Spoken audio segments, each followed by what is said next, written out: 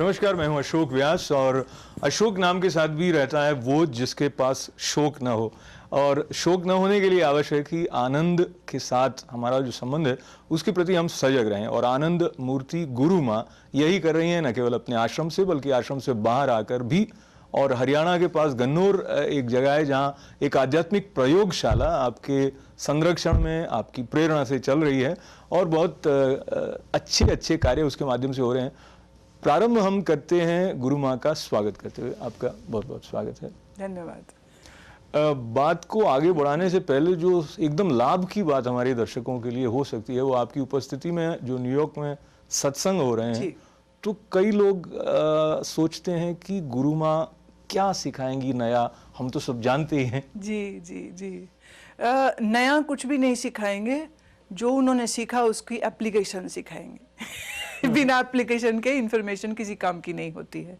और जो इन्फॉर्मेशन हमारी ज़िंदगी में काम करने लग जाए और हमें लाभ देने लग जाए, हमें शोक रहित और शोक बना दे और जीवन को एक बादशाह की तरह जीना सिखा दे, एक स्थित प्रज्ञा बना दे, कुछ भी ऊपर नीचे हो जाए और हम बिल्कुल डोले नहीं और हमारे अंदर एक स्टेबिलिटी और इंटीग्रेशन आ जाए, तो ये हो जाएगा हमारे सुने हुए ज्ञान का प्रैक्टिकल। और अगर ये नहीं हुआ है तो फिर तो लफाजी ज्ञान हुआ, और लफाजी ज्ञान का तो कोई फ़ायदा नहीं। हवा में किले बनाने से आप बारिश से नहीं बचते, वो सिर में पड़ती रहेगी। तो हम अपना घर असली कैसे बनाएं और उसमें कैसे हम सुरक्षित रह सकें, किस प्रकार हम अपने आप को in the practical ways and means to be in that state of mind, in that state of consciousness, जहाँ हम इन चीज़ों को समझ पाएँ, जो चीज़ें किसी दर्शन शास्त्र का हिस्सा नहीं, जिन चीज़ों का सीधे मेरे जीवन से संबंध है। आज के समय में लोगों के लिए भगवान मंदिर के एक कमरे में बैठे रहते हैं और जिसकी चाबी पंडित जी के पास होती है, और जिनको कभी कभी संडे या किसी पूर्णमासी या एकादशी में जाके मस्का लगाने के लिए कुछ पूजा फूल फल चढ़ा दो और फिर भगवान से ब्लेसिंग्स लेके, आशीर्वाद लेकर के वापस संसार में चले जाओ, एंड दैट इज़ इट। बहुत लोगों के लिए परमात्मा से उनका रिश्ता सिर्फ इतना ही है। और मेरी ये कोशिश रहेगी कि इस कैजुअल रिलेशनशिप या वेरी फॉर्मल रिलेशनशिप, दोनों हैं। कैजुअल मतलब परवाह नहीं है परमात्मा की, मेरे अंदर है कि बाहर है, सच में है या नहीं है, मंदिर में है कि बनारस में बैठा है, इतनी खोज तो देखिए कोई कर नहीं रहा। तो एक तरीके से बहुत कैजुअली लोग लेते हैं इस चीज़ को। फॉर्मली मैं इसलिए कहती हूँ कि कभी कभी दिन पर बड़ा सुंदर तैयार होके फूल वगैरह लेके भी जाते हैं, तो फॉर्मली है, लेकिन उसमें उनका मन नहीं जुड़ा है, उनकी आत्मा नहीं जुड़ी है, रियल अवेकनिंग नहीं हुई है। और कहने को हिंदू है, कहने को सिख है, लेकिन आत्मा अभी उनकी तरस रही है, भटक रही है और जीवन में दिशाहीनता है। सो जिंदगी की गाड़ी को ट्रैक पर कैसे रखा जा सके, मेरी कोशिश ये होगी। क्या बात है। सुनते हैं तो ऐसा लगता है सुनते चले जाएं, जो एक रस ऐसा होता है जो हमारे भीतर से प्रसन्न करने के साथ एक उत्साह का और आशा का आधार देता है। ऐसी वाणी होती है गुरुओं की। और गुरु माँ के साथ बैठकर सत्संग करने का अवसर जो हिंदू टेम्पल के ऑडिटोरियम में गुरुवार से लेके रविवार तक हो रहा है, उसका विवरण आप यहाँ देख रहे हैं। और अधिक जानकारी आप प्राप्त करना चाहें तो www.guruma.com एक वेबसाइट है, जिसमें एक और बात आपके साथ बांटना चाहता हूं कि आप कोई प्रश्न उनसे पूछना चाहें, इस सत्संग में नहीं पहुंच पाए लेकिन प्रश्न आप तक ठहरा हुआ है और आप उसका जवाब गुरु माँ से जानना चाहें तो ईमेल कर सकते हैं। और अब चूंकि तकनीकी विकास ऐसा हो चुका है तो वीडियो आंसर भी गुरु माँ से संभवतया आपको प्राप्त हो सकते हैं। ये एक बहुत अच्छी अनूठी सी बात है। पर हम फिर से बात करते हैं गुरु माँ से साधना के बारे में। हम आनंद मूर्ति गुरु माँ के साथ बैठकर ये जानना चाहते हैं कि हमारे जीवन में जो तनाव आता है, जिसे हम स्ट्रेस शब्द के साथ में जानने लग गए हैं और ऐसा लगता है कि स्ट्रेस के बिना जीना तो संभव है ही नहीं, तो स्ट्रेस का उद्गम, आप इतने लोग आपके पास आते हैं सुनने के लिए, और क्यों ज़्यादा लोगों में स्ट्रेस है? 2 वजह से। अपने आसपास देखता है, सबके पास बहुत सी चीज़ें दिखती हैं। टीवी खोलता है, फिल्म स्टार, पॉलिटिशियंस बड़े मज़े और बड़ी रॉयल ज़िंदगी जीते हैं।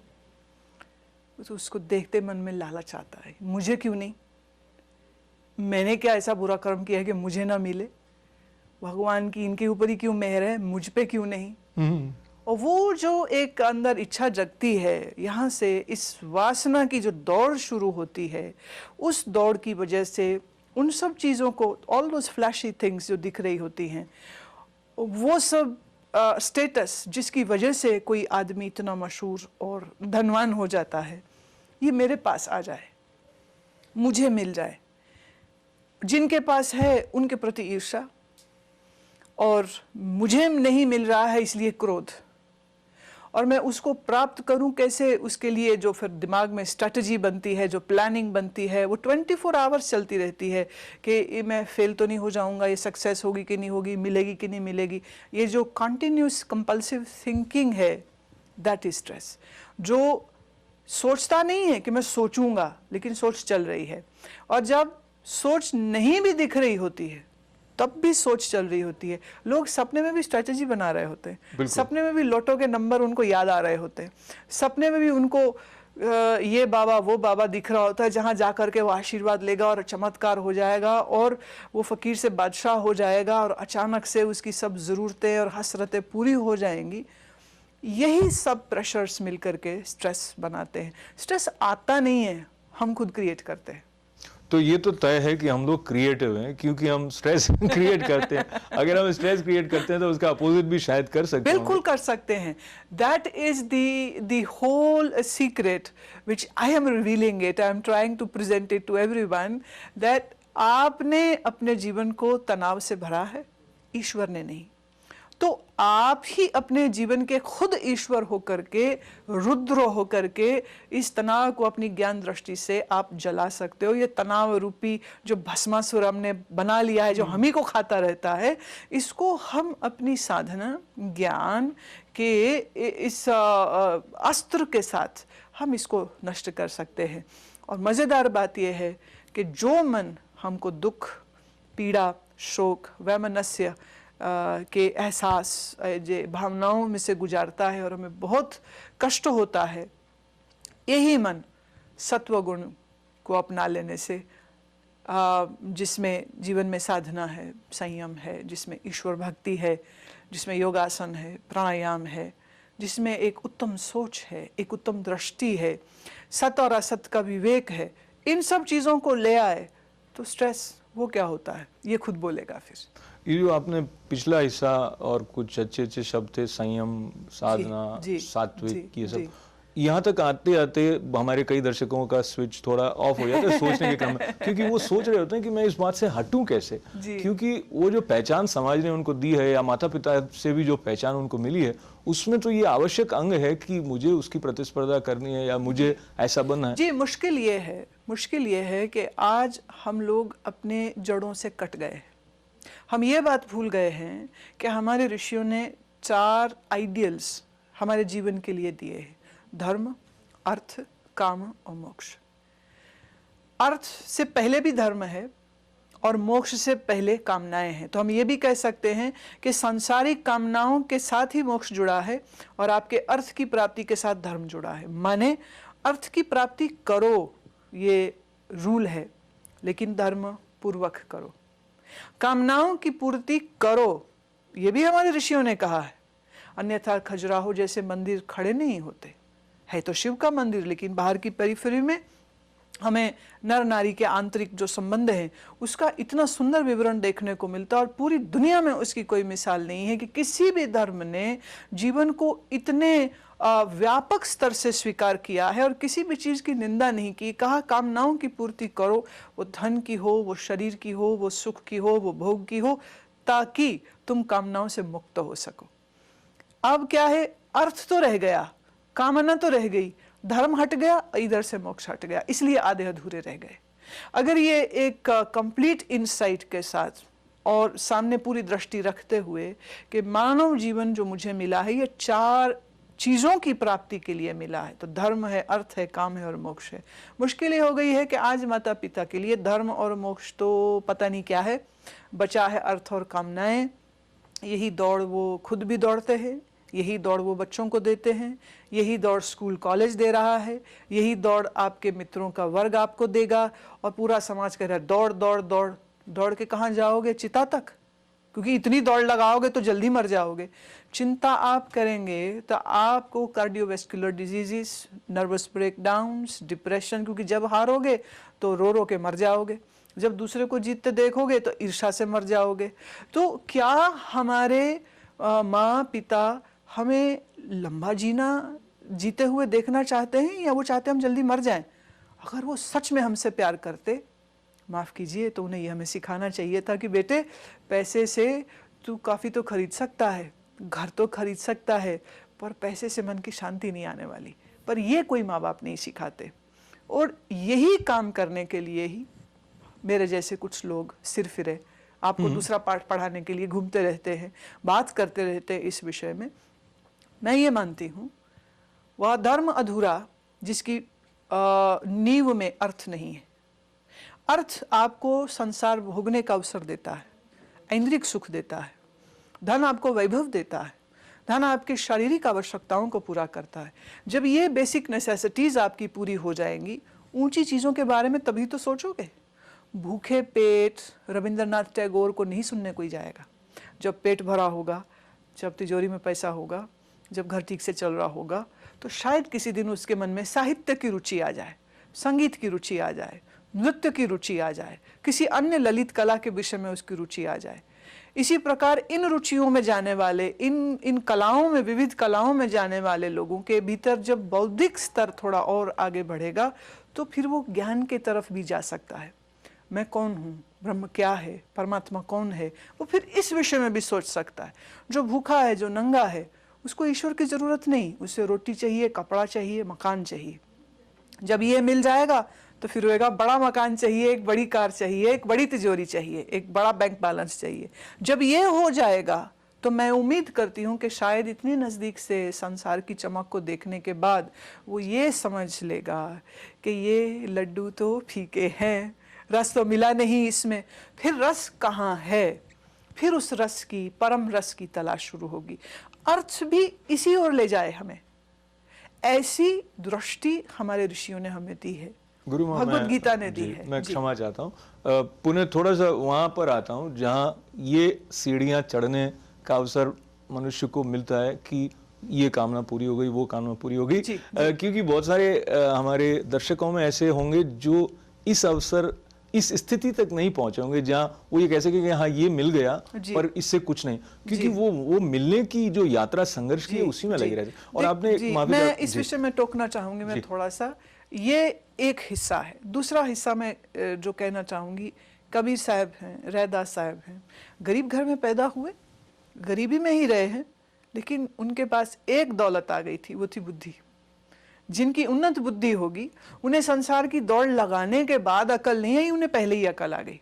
किसी को दौड़ के आ जाएगी, और जैसा कि आपने कहा, कईयों को दौड़ के भी नहीं आने वाली।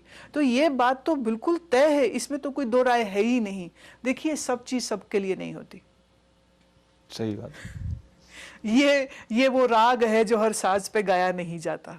मेरी दृष्टि में शुद्ध अध्यात्म का अनुभव, उसकी समझ, उसकी खोज हमेशा बहुत कम लोगों के पास आएगी, चाहत भी बहुत कम लोगों के पास आएगी। बाकियों के लिए मैं हमेशा बोलती हूँ सत्संग में, परमात्मा एक स्पेयर टायर की तरह होता है, जब पंक्चर होने पर ही बाहर निकलेगा, अदरवाइज कभी बाहर नहीं निकलता है। तो जहाँ जहाँ जीवन की गाड़ी पंक्चर होती है ना, तभी भगवान जी याद आते हैं, और जब काम हो जाता है तो तुम कौन और मैं कौन, और फिर वो वापस अपने उसी रट में, उसी रैट रेस में वो चला जाता है जिसमें वो जी रहा था, जिसमें उसको आनंद हो रहा था, जिसमें उसको सुख मिल जाएगा। ऐसी एक उम्मीद होती है, आए ना आए पता नहीं, लेकिन उम्मीद पर वो टिका रहता है, दुख के थपेड़े खाता रहता है, पर ये भावना उसके अंदर बनी रहती है, आज नहीं तो कल, कल नहीं तो परसों, परसों नहीं तो एक दिन, कभी तो काम हो ही जाएगा। तो इसी को हम अज्ञान बोलते हैं, इसी को हम माया कहते हैं। और ये माया ईश्वर ने नहीं डाली है, ये माया हमारे मन से ही प्रकट हो रही है। माया और मन ऐसा ही है जैसे one unit and the whole. Mind is just one unit and the whole can be called maya. तो माया और मन तो एक ही बात हुई, और ये हमारे साथ चल रहा है, हमारा मन हमारे साथ चल रहा है। और इस मन में हमने जैसी ट्रेनिंग डाली है, हम वैसी ही विचार करते हैं, हम वैसी ही इच्छाएं करते हैं, हम वैसी ही चाहते करते हैं, हम वैसे ही गोल्स जो है अपने जीवन के लिए तय कर लेते हैं। इसी माइंड कंडीशनिंग के लिए फिर हम सत्संग और आध्यात्मिक चर्चा जैसी कुछ आयोजन करते रहते हैं। यदा कदा वहाँ आएगा, कुछ सुनेगा, कुछ समझ आ गई बात, तो फिर एक चाह उठ जाएगी। देखिए, मैं मेरे सत्संग में जैसे कि भारतीय संत परंपरा है कीर्तन की, उसका हम बहुत उपयोग करते हैं। संगीत हमारे सत्संग सभी आयोजनों में खूब भली प्रकार से हम इस्तेमाल करते हैं। तो उसमें सूफी गायकी है, कवाली है, गज़ल है, भजन है, कहरवा दादरा सब ठेके लगाते हुए पे खूब गाते हैं। और गाते में मैं कहती हूँ कोई तो मछली फंसेगी जो सोचेगी ये इतना मज़ा कहाँ से आया। तो फिर हम उसको कहेंगे प्यारे ये सब तो तेरे अपने अंदर से आया, मालिक तेरा अंदर बैठा है। हर इंसान, गोरा काला, स्पेनिश, अमेरिकन, लैटिन, ज्यू कोई हो, हिंदू मुस्लिम सिख कोई हो, सबको सुख चाहिए। कोई नहीं कहेगा मुझे दुख चाहिए। और ये सारा सुख उसको without any object, without spending a dollar, without going out, just going with in, अपने ही अंदर से बिना कुछ किए भी मिल सकता है। जिस दिन उसको ये फंडा समझ आ गया, आप सोचिए कितनी बड़ी लिबरेशन है, कितनी बड़ी मौज है ये। और इस ज्ञान के साथ जो जीते हैं उनके लिए जीवन एक उत्सव हो जाता है। और मुझे ये लगता है इतना छोटा मानव जीवन है, औसत देखिए 70 साल की है। हाँ, ये भी जरूरी नहीं सब 70 तक जाएंगे, पता नहीं कौन कब निकल लेगा, कह नहीं सकते हैं। लेकिन अगर औसत भी हम मान के चलें, इतने छोटे जीवन को अंधेरे में जीना तो कोई समझदारी नहीं है।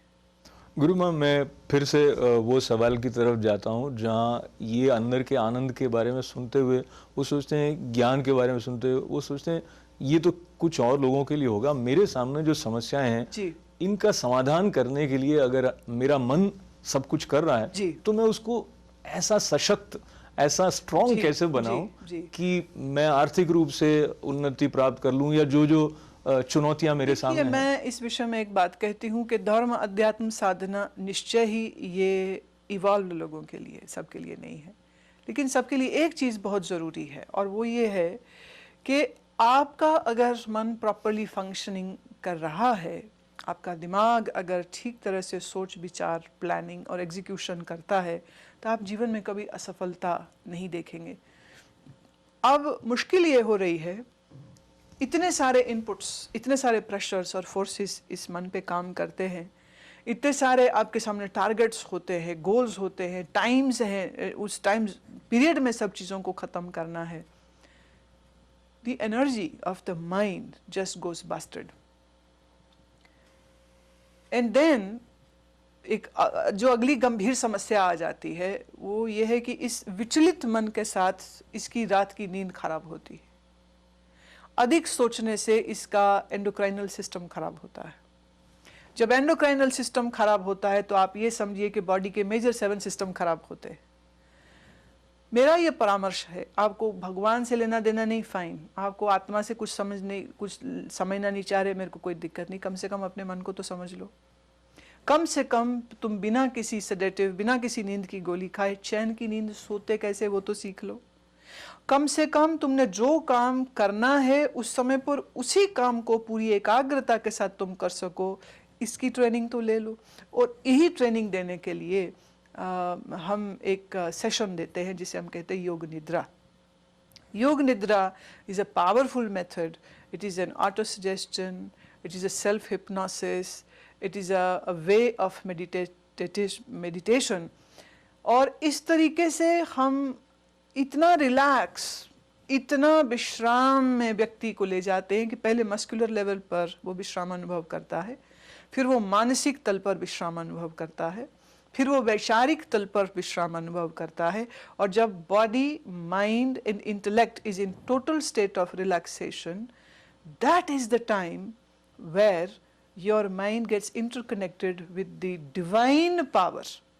अब ये जो आपकी अंतर की शक्ति है, इनहेरेंट है, सबके अंदर है, इस शक्ति के जागृत होने पर आप अपनी जो भी कोई कमजोरियां हैं, जो भी कोई डर है, जो भी कोई फोबिया है, जो भी कोई आपका जीवन का टारगेट है, उसको पूरा करने का उस स्थिति में, उस पर्टिकुलर स्टेज में जब आप संकल्प करते हैं, I am sure and the testimonials with me are of hundreds of people, वो पूरे होते हैं। सबसे बड़ी बात, ऑफिस में बैठ रहा है, कलम से काम कर रहा है, कंप्यूटर पे काम कर रहा है, दिमाग कहीं और, चाबी कार की कहाँ रखी याद नहीं, अपने ही घर का कोड भूल जाता है, अपने ही एटीएम का पिन नंबर भूल जाता है, और तो और एक जनाब तो अपनी पत्नी को मिलके कहते बहन जी कहीं देखा लगता है आपको।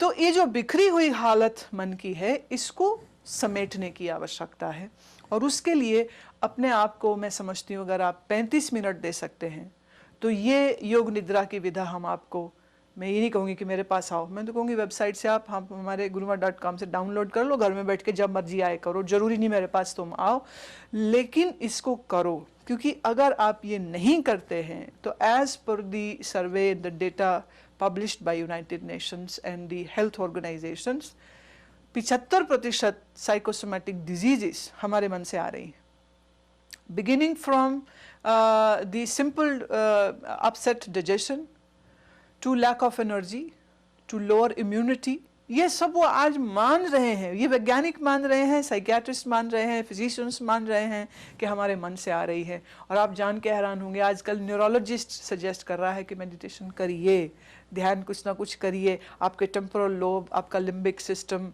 ये सब ठीक ठाक चले, उसके लिए आपको इस प्रकार की किसी न किसी स्ट्रेस बस्टर मेथोडोलॉजी की आवश्यकता है। नहीं चाहिए भगवान, ना से भगवान भी आपकी मिलने के लिए तड़प नहीं रहे हैं, पर कम से कम आप अपने जीवन को तो तनाव मुक्त कर लो और खुशबाश जी सको। और कहीं ना कहीं ये बात तो देखिए सबको समझनी ही होगी, भले तुम भगवान वर्ड डिलीट कर दो, लेकिन आपको इतनी बात तो समझनी ही होगी कि अगर आप किसी पर भी निर्भर रहेंगे, आप खुश नहीं रह सकते। तो बात है अपने आप पर निर्भर रहने की, बात है स्वाधीन होने की, बात है उस स्वतंत्रता का स्वाद चखने की जो हमेशा हमारे साथ बनी हुई है, लेकिन हम उसके प्रति सजग नहीं हो पाते, अवेयरनेस नहीं है। तो ये हमारा सौभाग्य है कि सत्संग अमेरिका में जो गुरु माँ का न्यूयॉर्क में होने वाला है, वो गुरुवार से रविवार तक, और गुरुवार और शुक्रवार काम करके शाम 7 से 9 बजे तक जा सकते हैं, और शनिवार रविवार को दिन का समय है। कई बार सत्संग में जानते वक्त हम ऐसा महसूस करते हैं, आप उनकी बातें सुनते हुए भी सोच रहे होंगे ये बातें तो अच्छी कह रही हैं, और कई जगह आपने मन में हाँ हाँ भी किया है, पर कहीं एक ऐसा प्रश्न सर्प जैसा रहता है कि अच्छी बातें कहने वाले और भी हमने देखे हैं, और बाद में ये देखा कि वो अपने मर्यादित आचरण से स्खलित हो गए, या तो इतनी अच्छी ज्ञान की चर्चा करने वाला मनुष्य मर्यादित पद से खुद हट जाता है, तो उससे लोगों की श्रद्धा बहुत टूट जाती है। ऐसी स्थिति आपने देखी होगी। आपने बिल्कुल सही कहा है कि जिससे भी हमें ज्ञान प्राप्ति हो रही होती है, हम उसको गुरुर ब्रह्मा गुरुर विष्णु की पदवी पर बैठा देते हैं, उसे साक्षात शिव की पदवी पर बैठा देते हैं, और फिर उसके बाद हमारी भावनाएं जुड़ती हैं जब, और माफ़ कीजिए कौन क्या करेगा और कौन क्या नहीं करेगा, ये कौन तय करेगा? प्रश्न एक ही आता है। दूसरा, हम इतनी जल्दी अच्छी बात करने वाले को गुरु अगर समझ रहे हैं तो ये कहीं आपकी बेवकूफ़ी नहीं थी। गुरु गीता स्कंद पुराण का हिस्सा है। गुरु गीता में बहुत स्पष्ट उन्होंने ये शिव और पार्वती का संवाद है जो बाद में सूत जी ने दूसरे सब ऋषियों को सुनाया था। उसमें उन्होंने 7 प्रकार के गुरुओं के विषय में बात कही है। बोध कराने वाले गुरु, सूचना देने वाले गुरु, सूचक गुरु, बोधक गुरु, और फिर उसमें कारणाख्य गुरु जो कारण ब्रह्म का ज्ञान कराएंगे उसकी बात करी। विहित गुरु जो हमें धर्म आचरण की ओर लेके जाएंगे, लेकिन उससे ज़्यादा आगे नहीं जा पाएंगे क्योंकि वो खुद वहीं थे, एक मॉरल साइंस टीचर की तरह वो रहेंगे।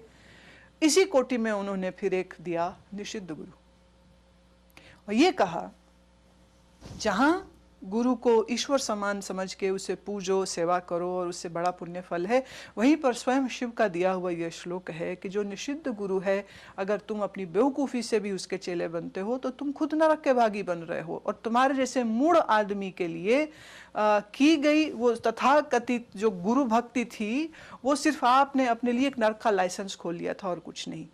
देखिए, बातें करना, मुझे इंटरप्ट करने दें आप, और समझिए कि मैंने वो लाइसेंस ले लिया था, समझिए कि मैं ऐसा हूँ और मैं सुन रहा हूँ ये कार्यक्रम, और मुझे लगता है चलिए आपके कहने से मैं मूर्ख था, तो मेरे लिए अब क्या रास्ता है? रास्ता ये है, देखिए सीधी सी बात ये है कि जो आप रंगा है और जो मुझे रंगता है, ये मैं बड़े मोटे मोटे लक्षण दे रही हूँ। हालांकि जो अंधा आदमी है वो आंख वाले की पहचान कभी कर नहीं पाएगा, ये एक बड़ी दिक्कत है, हाँ? लेकिन फिर भी मैं ये कुछ लक्षण दे रही हूँ। जो स्वयं अहम और ममता से रहित है, वही गुरु कहा जा सकता है। इंफॉर्मेशन तो सीडी, एनसाइक्लोपीडिया और विकिपीडिया भी हमें दे देते हैं। The information providers can not be called a Guru. TV से जब रामायण आई थी ना भारत में पहली बार रामानंद सागर की, तो लोगों ने टीवी की आरती करनी शुरू कर दी थी, ये जानते हुए कि ये टीवी है, लेकिन तो भी भावना से वो पूज रहे थे उस समय पर। तो भावनाओं में बह के तो आदमी बहुत कुछ कर लेता है, लेकिन बुद्धि, विवेक और ज्ञान, ये क्या इसकी कोई जगह नहीं है? जब आप एक सामान खरीदते हैं खाने का या पहनने का, आप 100 दफ़े उसको देखते हैं, 100 दफ़े आप उसको परखते हैं। आप सम्मान कीजिए अच्छी बात करने वालों का, बड़ी अच्छी बात है, लेकिन आपने उनको ईश्वर की कोटि में क्यों बैठाया? आपने ये गुरु हैं इसकी आपने देखिए, प्रमाण पत्र डॉक्टर का तो हो सकता है, संत होने का अब क्या प्रमाण पत्र? कोई प्रमाण पत्र नहीं। लेकिन सिर्फ एक चीज़ है, वो ये है कि अगर आप सच्चे हैं, अगर आप ईमानदार हैं, अगर आप एक सच्चे खोजी हैं, तो आप ऐसे किसी निषिद्ध गुरु के चक्कर में पहली बात तो पड़ेंगे नहीं। अगर पड़ जाएंगे तो आपकी अकल इतनी सुंदर है, आप बड़े आराम से पीछे हट जाएंगे।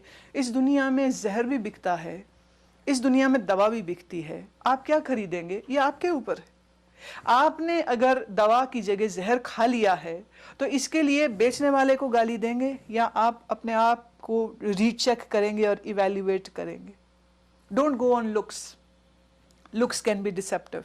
देखिए, हमारे यहाँ ऋषि ऐसे हुए हैं जो शादीशुदा थे, हमारे यहाँ ऐसे ऋषि हुए जिनकी 2-2 पत्नियाँ थी, हमारे यहाँ ऐसे ऋषि भी हुए जिन्होंने शादी ही नहीं की है।